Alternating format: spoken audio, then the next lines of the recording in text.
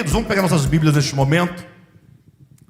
A mensagem proposta para essa noite tem como título Chamados à Conversão, o véu de Moisés e a vidência de Paulo. Só o tema já é bem chocante, né? Chamados à conversão. O Evangelho é uma grande voz que nos chama a uma conversão. Embora esse termo conversão já esteja um tanto saturado, né?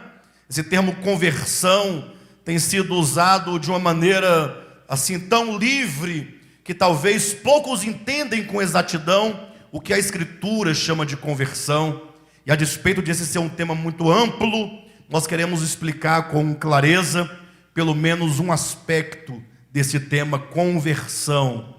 Do que nós devemos nos converter? Ou para que devemos nos converter? Devemos direcionar nossa face de um lugar para outro. É isso que nós queremos essa noite falar com os irmãos. E vamos usar, portanto, o texto de 2 Coríntios capítulo 3, em que o apóstolo Paulo faz uma exaustiva apresentação acerca de dois ministérios, né? Por isso nós colocamos aqui como subtítulo o véu de Moisés e a vidência de Paulo. Ou seja, nós vamos trabalhar nesses dois paradigmas. Vamos entender que tanto Moisés quanto Paulo são dois grandes ministros de Deus, que a Escritura nos traz. Podemos dizer que são duas personalidades, enquanto ministros que estruturam a Bíblia Sagrada em dois grandes testamentos, que é o Antigo Testamento e o Novo Testamento. A partir de Moisés nós vamos observar que o símbolo que marca o seu ministério é o véu. É um véu que ele punha sobre a face.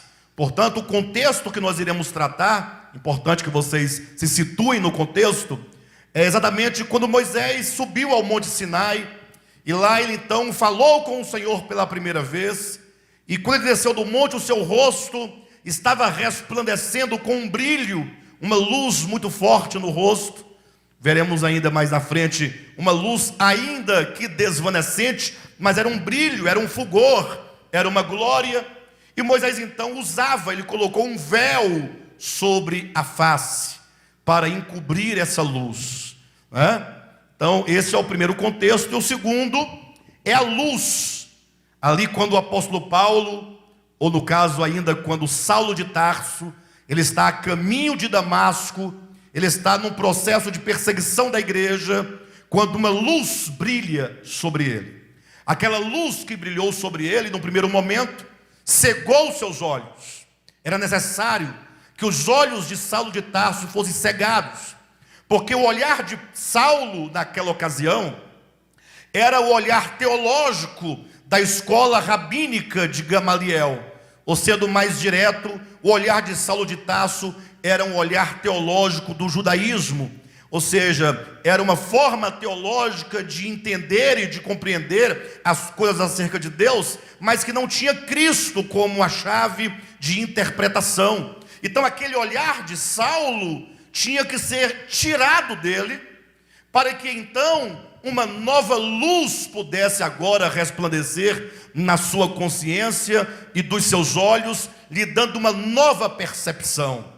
De modo que o cair na estrada de Damasco, de Saulo de Tarso, representa a ruína de todo o edifício teológico que Saulo carregava por entendimento, mas o erguer-se de Saulo no caminho de Damasco começa um processo de edificação de um novo edifício, agora sob uma nova perspectiva, agora sob a luz meridiana de Deus na pessoa de Cristo Jesus. Então, antes de nós entrarmos propriamente no que nós queremos apresentar aos irmãos, cabe aqui uma advertência a todos que estão ouvindo nesta noite esta mensagem. Isso porque o tema que nós vamos tratar hoje, ele é um tema fundamental. Ou seja, é a partir da compreensão desse tema que todo o restante da Escritura se entende. Não se pode ter uma compreensão exata do que a Escritura nos fala acerca de Deus, acerca da sua obra, acerca da sua salvação, se nós não compreendermos com clareza esse tema desta noite,